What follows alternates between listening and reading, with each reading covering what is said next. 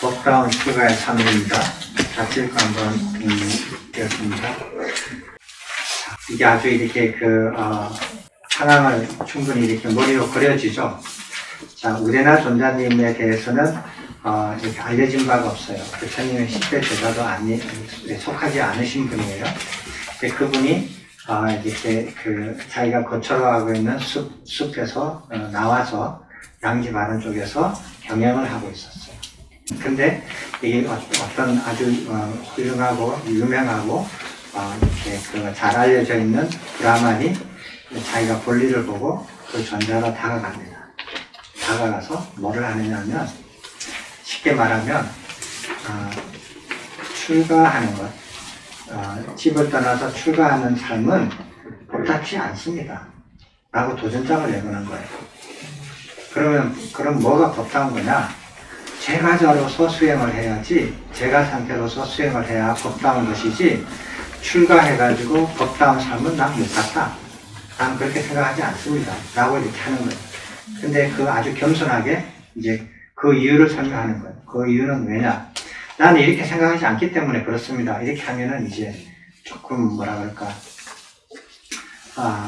좀 거친 사람이죠. 그렇지만 여기 브라만도 아주 이렇게 자기가 가지고 있는 생각을 가지고 있지만 아주 이렇게 겸손하게 그리고 분명하게 대답해요. 그 이유는 제가 생각해 보니까 제가 그렇게 세뇌를 받아서 그런 것도 아니고 내가 법답게 출가한 사람 수행자를 본 적이 없다. 본 적이 없기 때문에 그럴 수 있을 것이다. 아니면 내가 법이 뭔지 모르기 때문에 법을 못 봤기 때문에 법답게 사는 출가자의 삶을 본 적이 없다라고 말을 하는지도 모르겠다. 이렇게 설명을 합니다.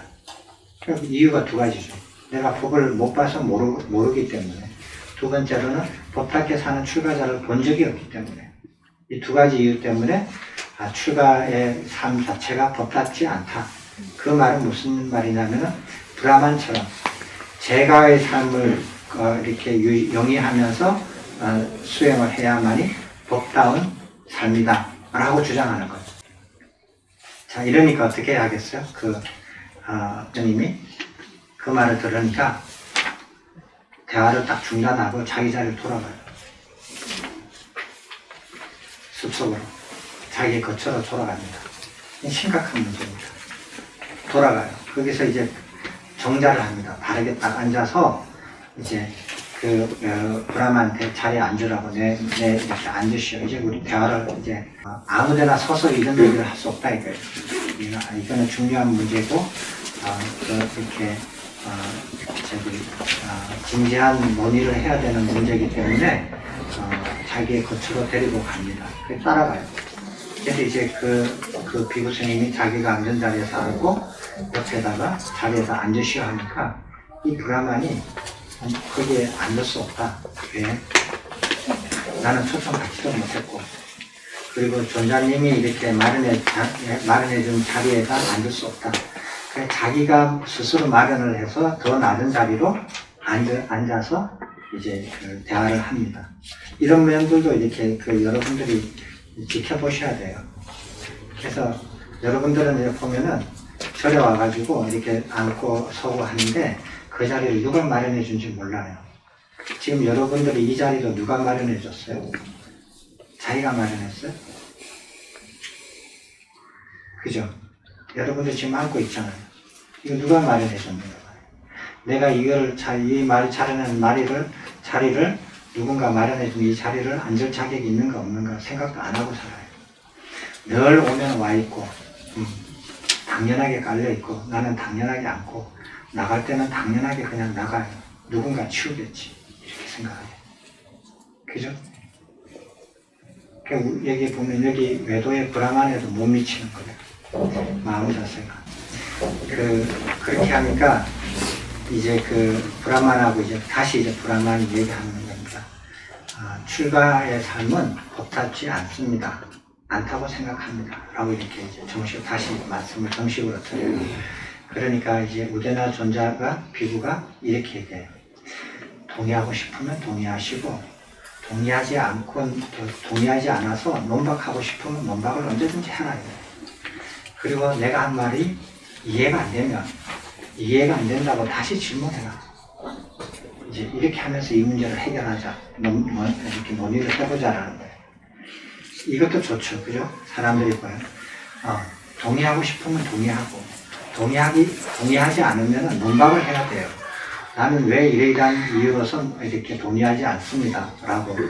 그리고 말을 이해를 못했으면 그 말이 무슨 뜻입니까? 라고 다시 물어봐야 되잖아요. 그죠? 기본이잖아요. 요즘 사람들은 어떻게 하느냐? 이렇게 안 해요. 어떻게 해요? 동의하고 싶으면 동의해요? 여러분들은 동의하고 싶으면 동의해요? 동의 안 해요. 동의 안 하고 반박도 안 해요. 동의도 안 하고 반박도 안 하고 그냥 지 잘난 놈보다 지 잘난 척 하네 이렇게 하고 그냥 말아버려요. 더 이상 얘기하면은 더 까이니까 그냥 뭐 이렇게 가만히 있으면 중간이나 끼일 거니까 괜히 말 꺼내가지고 쪽박 차는 일 없이 그냥 가만히 있자. 뭐 동의도 안 하고 논박도 안 하고 가만히 있어요. 그럼 발전이 없죠. 그렇다고 다시 묻지도 않아요. 모르면서도 묻지도 않아요. 그러면 이 대화할 상대가 안 되는 거예요. 이거는 서로 대화할 상대가 안 되죠. 대화하러 와서 대화를 해야 될 준비가 안 돼 있는 사람, 대화할 수가 없는 사람이죠. 그냥 피동적으로 그냥 누가 이렇게 좋은 말 해줘서 자기를 계속 이렇게 어린애처럼 계속 이렇게 이끌어주기를 원해요. 나이는 50대, 60대가 되면 마음은 어린애처럼 계속 누군가 이렇게 이끌어주기를 원하거든요. 이런 자기가 원하는 방향으로. 자기 부모도 그렇게 안 해줘요. 그렇게 해줄 사람은 아무도 없어요. 그래서 동의하고 싶으면 동의하고 논박하고 싶으면 논박하고 무슨 말인지 모르겠걸랑은 무슨 말인지 모르겠다라고 다시 질문을 해야만이 해결을 할 수 있어요. 옛날 사람들이 이렇게 하는 거 보면 논의를 하면 무슨 문제를 논의를 하더라도 발전이 있을 거예요. 듣는 사람도 말하는 사람도. 자, 여러분들이 이 다음 글을 읽지 말고 한번 생각해 보세요. 여러분이 출가했다고 생각해 보세요. 근데 어떤 사람이 와서 출가하는 삶은 법답지 않다. 쉽게 말하면 출가해서 사는 것은 나쁘다. 이렇게 얘기를 한다는 거예요. 그럼 그걸 어떻게 여러분이 논박을 하겠어요? 비난하는 거예요. 그런 거 많아요. 여기 스님도 그 경험하시겠지만 지하철만 타도 안 겪고 지하철을 탈 수가 없어요. 지하철 타면 부모님들 다 불효자식 출가해가지고 호로자식, 불효자식 이렇게 누가 얘기해요. 옆에서 출가해서 사는 것은 나쁘다고, 인류를 멸종시킨다고. 다 출가하면 인류가 멸종하게 되는데 저게 엄청난 죄를 짓는 것도 모르고 저렇게 산다고. 얼른 머리 기르고 집에 돌아가서 부모 봉양하시고 애기 낳아서 인류에 기여하라고 그렇게 얘기를 해요. 자, 그러면 어떻게 할 것인가? 여러분 어떻게 하겠어요? 우레나 전자님, 우레나 비구의 그 부부가 대처하는 것을 한번 이렇게 보셔요. 이분은 부처님의 가르침을 가지고 대처를 합니다. 자, 한번 보십시오. 이렇게 이제 이렇게 천천히 가는 거예요. 부처님 가르침을 이렇게 인용을 하면서 여기 네 가지의 사람의 부류가 있는데 당신은 어떤 부류가 마음에 들고 어떤 부류는 마음에 들지 않느냐, 왜 그 이유가 무엇이냐 이렇게 물어봐요. 얘가 네 가지 부류는 이렇게 나누었어요. 자신을 학대하는 사람, 남을 학대하는 사람, 자신과 남을 학대하는 사람, 그리고 자신도 학대하지 않고 남도 학대하지 않는 사람, 이 네 가지예요. 됐죠? 쉽죠? 쉽지? 쉬운가? 한번 봅시다. 자, 그렇게 해서 이 브라만의 대답을 한번 들어볼게요. 자, 이렇게 했더니 그 대답을 해요. 그 사람이 처음 세 부류는 마음에 안 든다. 네 번째 부류는 마음에 든다. 자, 그렇게 해서 이제 대화가 이어갑니다. 이 네 가지 사람의 부류에 대해서 싫어하고 좋아하는 것에 대한 의견입니다. 여러분도 이 사람의 의견과 같습니까? 자신을 학대하는 사람을 마음에 들지 않고, 다른 사람을 학대하는 사람을 마음에 들어 하지 않고, 자신과 다른 사람을 학대하는 사람을 마음에 들어 하지 않고, 자신과 다른 사람을 학대하지 않는 사람은 마음에 든다. 이거예요. 그렇게 의견을 들었습니다. 이제 존자가 얘기합니다. 자, 이렇게 물었어요. 그렇게 하니까 그 사람들 중에서 브라만이 처음 세 가지는 마음에 들지 않는다. 네 번째 부류는 마음에 든다라고 대답을 했어요. 그런데 이제 이 비구 스님이 또 다른 두 가지 부류의 사람을 이렇게 얘기를 해요. 한 부류의 사람은 제가자고 한 사람은 출가자예요. 그래서 전자의 네 부류 사람들 중에 자기 마음에 드는 사람을 얘기했잖아요. 브라만이 그 마음에 드는 부류의 사람이 이 두 가지 부류 중에서는 어디에서 더 많이 봅니까? 라고 질문하는 거예요. 제가자 중에서 그런 부류의 사람을 더 많이 보십니까? 출가자 중에서 더 많이 보십니까? 이렇게. 됐죠? 자, 그랬더니 네 번째 부류의 사람이 마음에 드는 부류의 사람은 출가자 중에서 더 많이 보게 됩니다. 제가자들보다.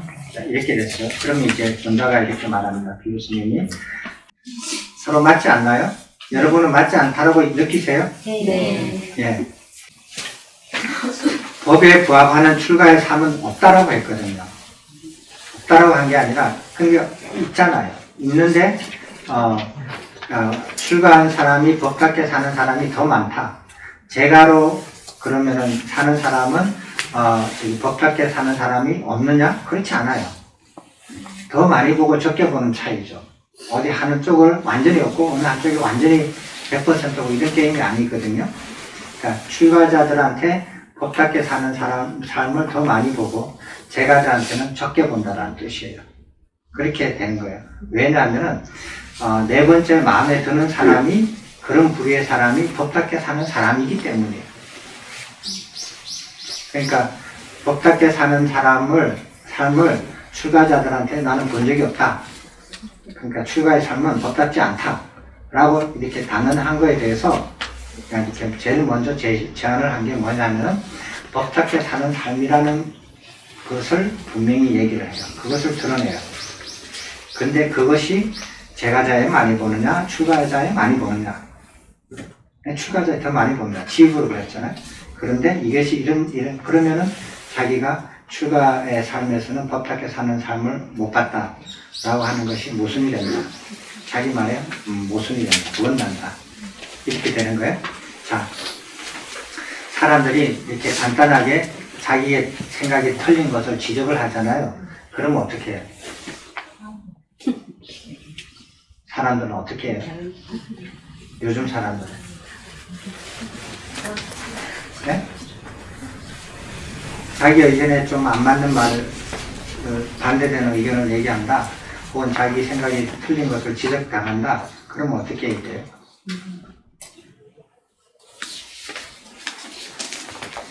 말을 바꿔요. 상종을 안 하죠. 아니요. 상종 안 하는 거는 가서 문제가 떠나는 거지만은 그 자리에서 말을 바꿔요. 사람들이. 금방 말을 바꿔요. 금방 말을 바꾸거나 좀 더 거친 사람은 그 자리에서 인신공격을 해요. 그러면 좋다 이거. 그럼 너는 그러면은 저기 법다운 삶을 사느냐 안 사느냐 이렇게 따져들어요. 그럼 너는 남을 괴롭힌 적 없느냐? 너 자신을 괴롭힌 거 아니냐? 숲속에서 이렇게 얻어먹고 사는 건 너 자신을 괴롭힌 게 아니냐? 이렇게 인신공격을 하고 따져들어요. 그렇게 하는 사람들을 제가 많이 봤어요. 그래서 사람들이 굉장히 많이 거칠어졌구나 이렇게 느끼거든요. 그래서 사람들이 어떤 의견을 가져와서 내한테 와서 이 자기 생각을 얘기하고 자기 생각이 맞느냐 틀리느냐 논의를 해보자 이렇게 했을 때 대부분의 사람들은 논의를 해서 옳고 그름을 한번 논의를 해서 어느 것이 옳고 어느 것이 더 나은 생각인지 비교해서 발전하려고 하는 마음으로 안 와요. 안 오고 어떻게 하냐.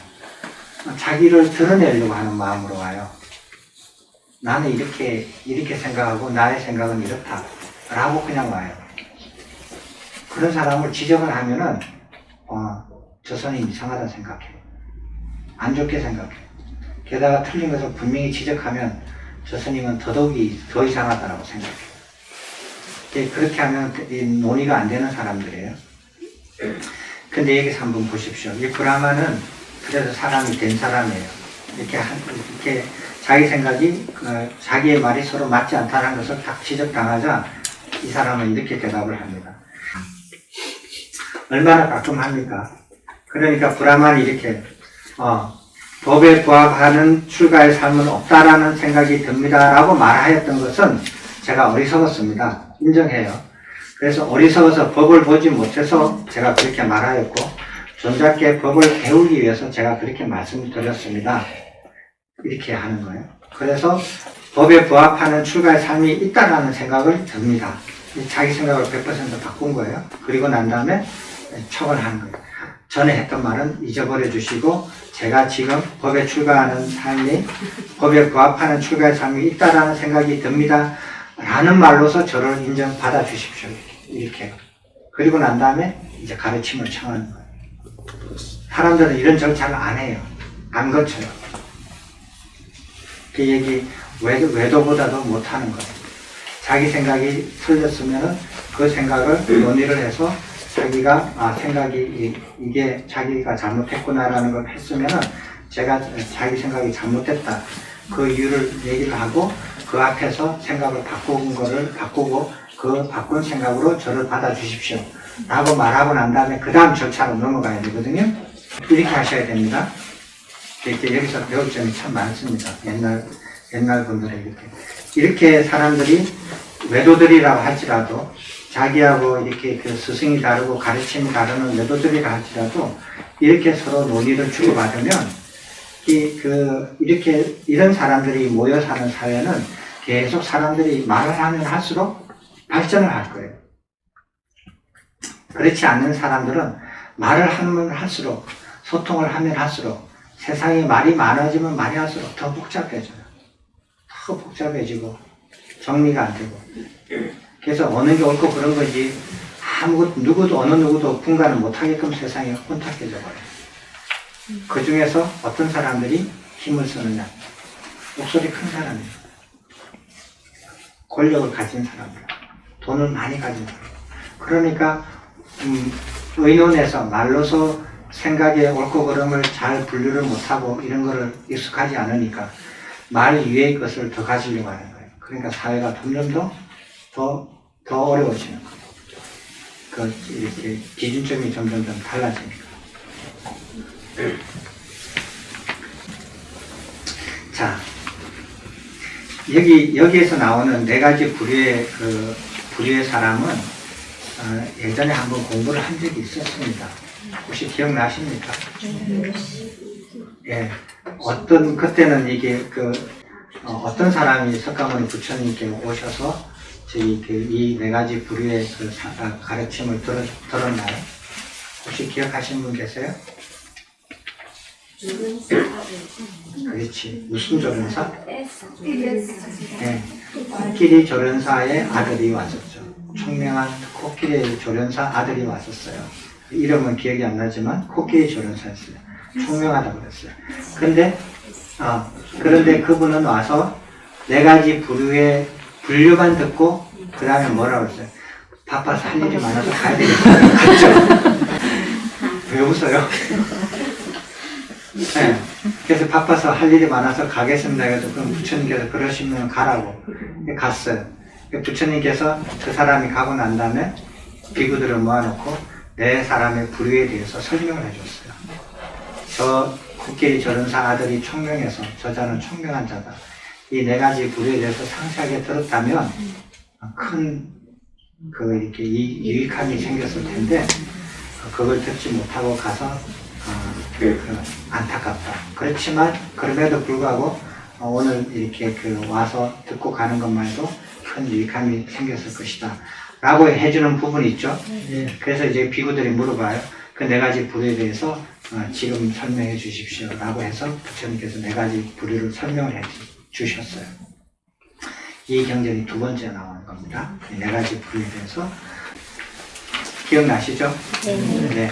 근데 여기 이분은 우대나 전자님은 바빠서, 아니, 코끼리 전원사 아들보다도 더 공사 다망하신 분임에도 불구하고 여기 와서 물어봐요.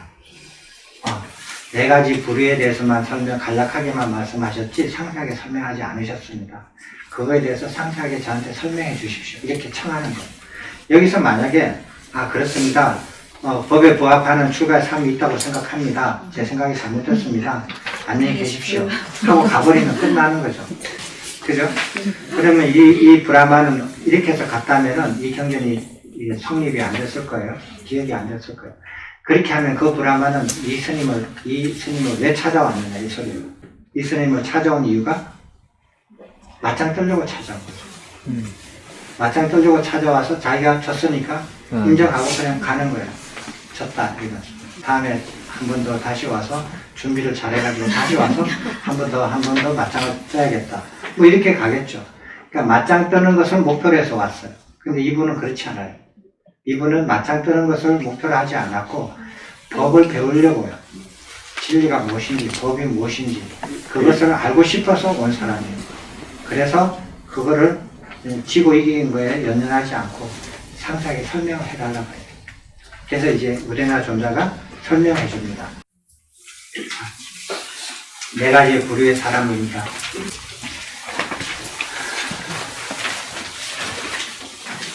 경전에 보면 사람들을 분류하는 데 이때까지 경전을 공부하면서 다 경전을 공부하지 않았기 때문에 다라고 얘기는 할 수 없고 지금까지 경전을 공부하면서 분류한 것이 여기 석가모니 부처님께서 세존께서 네 가지로 분류한 게 이게 하나고요. 또 뭐가 있었죠? 혹시 기억나시는 분 계세요? 기억을 못 하시는가 보다. 오래됐으니까 그러실 거예요. 수행자를 사성으로 분류하는 방법으로 해서 네 가지로 분류한 게 있어요. 자, 이거 한번 보십시오. 예전에 저기 그 사성을 비유를 해서 수행자들을 네 가지로 분류했어요. 어떻게 했느냐면은 사성으로 분류를 한 거예요.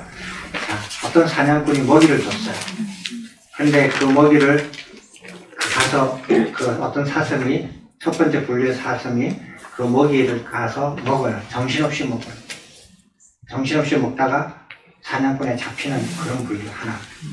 두 번째는 두 번째 부류의 사슴은 첫 번째 부류의 사슴을 보고 겁이 나서 사냥꾼에 잡혀가면은 뭐 죽거나 아니면 고기로 팔리거나 가족을 뺏기거나 이러니까 그걸 보고 겁이 나서 멀리 도망을 가요. 사냥꾼이 찾지 못하는 깊숙한 숲속에 숨어버려요. 숨어버려서 나오지를 않아요. 이렇게 했더니 어떻게 돼요? 나중에 숲이 그걸 가을이 돼가지고 잎사귀가 다 떨어지니까 굶어가지고 거기서 안전하긴 사냥꾼이 없어서 안전하긴 한데 굶어 죽게 생긴 거예요. 그래서 어떻게 생각했냐면 여기서 저거나 먹고 죽거나 마찬가지. 우리 차라리 사냥꾼이 주는 음식을 먹으러 가자. 여기서 굶어 죽는 것보다 가서 먹고 죽자. 그래가지고 가서 사냥꾼이 준 먹이를 먹고 거기서 잡히는 거예요. 이런 두 번째 수행자가 있어요. 세 번째 부류의 그 사슴은 어떠냐면은 첫 번째 부류들 보니까 잡혔고 두 번째도 잡혀가지고 가족을 뺏겨져서 죽었다. 그럼 우리는 어떻게 해야 되냐? 우리는 어차피 두 번째를 보니까 주는 먹이를 먹고 살아야 된다. 대신에 먹고 살더라도 정신 바짝 차리고 사냥꾼이 와서 잡으려고 하면 도망가고 사냥꾼이 없으면 먹이를 먹고 이렇게 하자. 이렇게 생각을 했어요. 그래서 이 세 번째 부류의 사슴들은 사냥꾼이 먹이를 놔주면 가서 먹어요.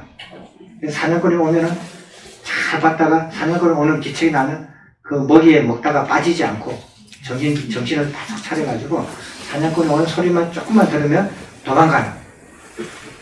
그리고 또 사냥꾼이 가버리면 또 와서 또 먹어요. 그랬더니 사냥꾼이 어떻게 생각하냐면 이 사슴들은 굉장히 영악하다. 이것들은 잡히지 않고 내 먹이만 축을낸다. 먹이로서는 이 사슴들을 잡을 수 없다. 그래서 어떻게 잡았어요? 네? 기억나죠? 여기까지 얘기하니까 기억나죠? 어떻게 잡혔어요? 네. 크게 넓은 곳에 울타리를 쳐버렸어요. 망을 쳐버렸어요. 그러니까 먹이를 먹고 도망가고 아예 다 싸버려가지고 이렇게 망을 쳐버렸어요. 그러니까 몽땅 다 잡힌 거예요. 그래서 네 번째 부류의 사슴이 있어. 첫 번째 부류의 사슴은 잡혀가지고 죽여서 가죽이 벗겨졌다. 두 번째도 빨리 숨어가지고 굶어서 지발로 걸어와가지고 다시 또 잡혔다.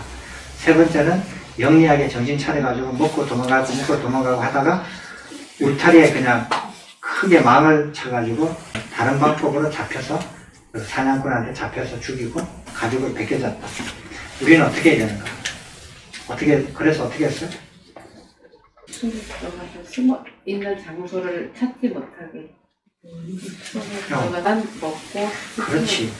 먹이를 먹고 사냥꾼이 없을 때 먹이를 먹고 그 다음에 어디로 가느냐 하면 두 번째 부류가 했던 멀리 숲속에 사냥꾼이 찾지 못해 가버리는 거예요. 숨어버린 거예요. 그러니까 사냥꾼이 와서 딱 보니까 먹이는 죽었는데 사슴이 보이지를 않는 거예요. 그리고 또 가버렸어요. 그러면 사냥꾼이 없을 때 와서 또 먹이를 먹고 또 사냥꾼이 찾지 못하는 장소로 가버렸어요.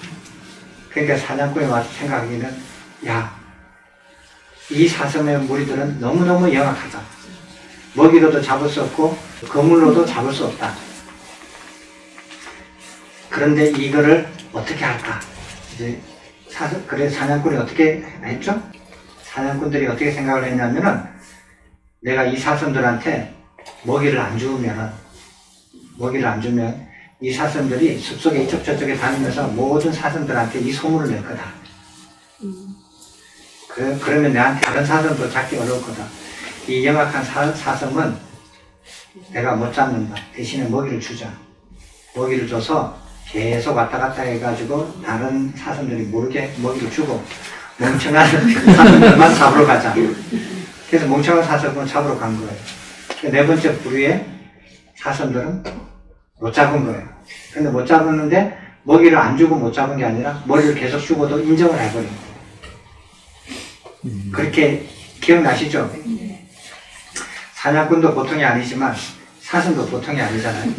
근데 사람들이 이것을 수행자를 비유를 한 거예요. 네 가지 수행자들이 자,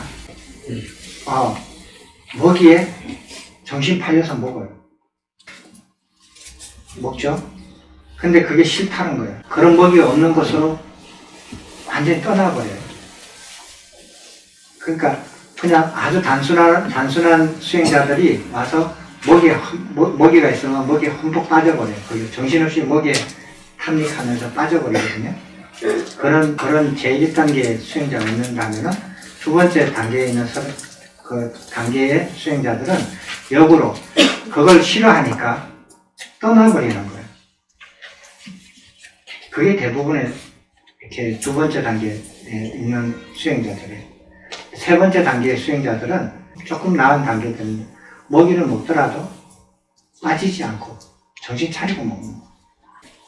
네 번째는 먹이를 먹더라도 그 먹이 주변에 얼렁거리지를 않아요. 멀리 떨어져 있다가 먹이 먹을 때만 내려와서 먹고 다시 들어가는 거. 이게 네 번째. 사람들이 이렇게 집을 떠나서 이렇게 출가할 경우에 첫 번째, 두 번째가 많아요. 첫 번째, 두 번째. 그렇게 출가해가지고 다시 이렇게 먹이에 탐닉하는 사람들, 아니면 그걸 아예 보기 싫어서 멀리 떠나서 이 두 사람이 문제가 생겨요. 낮은 단계 두 사람이에요. 세 번째는 먹이를 먹더라도 정신 차리고 먹는다. 빠지지 않는다. 위험이 오면은 즉각 피한다. 더 현명한 사람은 지금 먹이를 주는 거를 먹더라도 먹이 먹을 때만 오고 먹이를 안 먹을 때는 사람들이 찾지 못하는 곳에 들어가 있는 거예요. 이렇게 다른 거예요. 그래서 왔다 갔다 하는 거예요. 됐죠? 이렇게 이게 네 가지로 분류를 했어요. 그 다음에 또 분류를 한 것이 세종께서 분류한 게 아니고 저기 누구지? 사리푸타 존자가 사람을 분류한 게 있어요. 내면에 흠이 있는 사람, 흠이 없는 사람, 그리고 흠이 있거나 없거나 간에 그 사실을 아는 사람, 모르는 사람 해서 네 가지 분류를 한 거였어요. 세종이 아니라 사리푸타 분류를 한 거예요. 자, 여기서 한번 생각을 해봅시다. 사람을 분류를, 네 가지를 분류를 했어요. 네 가지를 분류했는데, 이게 제대로 된 분류예요. 여러분은 이 분류가 마음에 들어요? 이 분류 자체가 마음에 드느냐고. 드시는 분 한번 손 들어봐요. 안 드시는 분 손 들어봐요. 중간에 끼나요? 손 안 들어요? 이 분류가 제대로 된 분류예요? 이렇게 생각하고 공부를 해보시면 재밌어요. 이런 질문을 하시는 거죠. 경전 공부하면서. 세종께서 왜 이런 분류를 하셨을까? 분명히 인간을 분류하는 방법은 여러 가지인데, 여기 그 우대나 존자가 분류한 방법은 제가 추가 두 개로 나눴잖아요. 두 가지 분류를 하는데, 인간을 분류하는 방법이 여러 가지잖아요. 그 중에서 가장 간단한 게 남자, 여자. 이렇게 분류하는 방법. 그것도 또 복잡하게 나눌 수도 있겠지만, 더 복잡하게. 뭐, 이렇게, 사람을 분류하는 방법으로, 예를 들어서 피부 색깔로 분류하는 방법. 아니면은 뭐, 이렇게, 다른 방법으로 분류하는 방법. 여러 가지가 분류가 있는데, 왜 이 분류를 했을까? 이 네 가지 분류로서 모든 사람들이 다 분류가 되느냐 하는 소리예요. 분류 안 되잖아요. 다 분류가 안 되잖아요. 그죠? 자, 그럼 부처님께서는 무슨 의도로 이렇게 분류하셨을까? 사람들을 분류하는 방법으로서는 이렇게 아주 명료하게 모든 사람들을 분류하는 방법은 아니에요. 분류하는 방법은 아닌데, 이렇게 네 가지로 분류를 했어요. 그럼 그 뜻은 무엇일까? 무슨 견해로 이렇게 하셨을까? 분류할 때 기준에 따라서 다양하게 분류를 할 수 있는데, 세종께서는 분류를 할 때 법을 기준, 그 법을 열반을 목적으로 기준을 했을 때는 이 분류가 가장 맞다고 저는 생각합니다. 열반을 추구하는 사람, 열반을 추구하지 않는 사람, 열반을 추구하지도 안 하지도 않는 사람, 뭐 이렇게 분류를 해야지, 그러면. 열반을 추구하는 사람, 열반을 추구하지 않는 사람, 열반을 추구하거나 추구하지도 않고 안 하지도 않는 사람, 뭐 이렇게 분류를 해야죠. 법으로 한다면. 왜 이런 식으로 했을까? 그 견해가 무엇일까? 그렇게 하면서 부처님의 이렇게 가르침에 부처님께서 생각하신 것들을 하나씩 다가가고 이해하는 거예요. 글자만 이렇게 읽어서 알아가는 게 아니에요. 저도 이거를 예전에 한번 했었잖아요. 그 51번 경전이거든요. 그 예전에 한번 했는데, 요번에 다시 똑같은 내용이 또 있어서 또 하는데, 저도 이거를 이렇게 생각을 했어요. 했더니, 아까 전에 여기 올라오기 얼마 직전까지 생각을 해봤는데, 이제 해결이 이 의문이 저도 계속 했었거든요. 제 의견을 한번 말씀드려 볼게요. 부처님께서 이 네 가지 부류의 사람으로 분류하는 방법은 엄밀하게 말하면 모든 인간들을 분류하는 방법이 아니에요. 아니고 부처님께서 이렇게 분류하는 방법에 적용되는 사람은